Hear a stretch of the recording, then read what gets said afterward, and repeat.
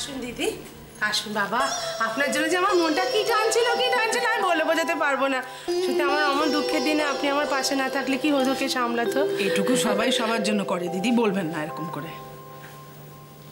না দিদি, সবাই বোধহয় সবার জন্য করে না। এই কদিনে মানুষ তো আমি কম দেখলাম না। বিশ্বাস করুন আমার আপন পর বোধ সব একাকার হয়ে গিয়েছে। থাক না দিদি, আজকে সুখের দিনে ওসব কথা নাই বা ভাবলেন, থাক না। সে থাক বলুন, থাক। ও মা দাঁড়িয়ে আছেন, বসুন। বসবো কি, মেয়ে জামাইকে জোড়া অবস্থায় দেখি কতদিন দেখিনি। বাবা আমি ডাকতে ভুলে গেছি। শিগগিরই আয়, তোর মা ডাকছে। একদিন বাদে না আমার মেয়েটার মুখে হাসি ফুটেছে গো। কেমন আছেন? ঠিক আছে বাবা, ঠিক আছে মা। ভালো আছে তো?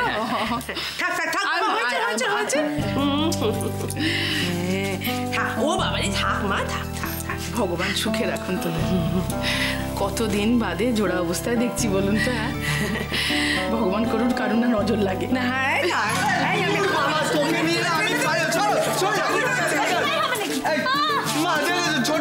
শুরু করেছে। আমি শুরু করেছি, একদম বাজে কথা বলবি। শুরু করেছি আমি। চিকেন কষা হবে না মানে? একদম না, চিলি চিকেন হবে।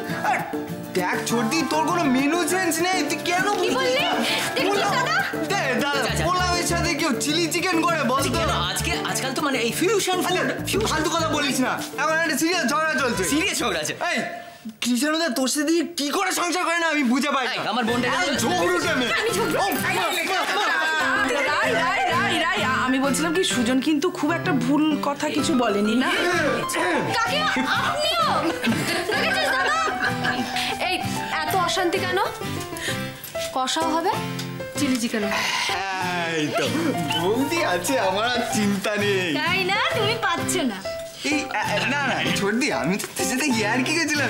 কি আমার ভালো দিদি না? আচ্ছা ঠিক আছে। আচ্ছা এতে কিন্তু আমিও আছি, বলে রাখলাম। হ্যাঁ, কিন্তু আসল প্রশ্নটা তো কেউই জিজ্ঞেস করছে না। কি চিলি চিকেনটি কে রাঁধবে? এই মাটি করেছে, আমি পারবো না। ওই সব আমি রাঁধতে পারি না, জানেন তো। মা আমি রান্না করবো, তবে রাত্রে। আচ্ছা মা, রাতে চাউমিন আর চিলি চিকেন করলে কেমন হয়? এই ভালো হয়, কিন্তু ভালো হয়। জমে যাবে। ব্যাস দুবেলায় চিকেন, আমার আর কোনো অসুবিধা নেই। বৌদি রান্না করছে, বুঝলি, কবজি ডুবিয়ে খেতে হবে। ও আমি ভুলেই গেছি। মানে কি? আরে রুদ্র দাদির সাথে বাজারে যাওয়ার কথা ছিল। এই ছোটদিটার জন্য সবকিছু আবার ওর জন্য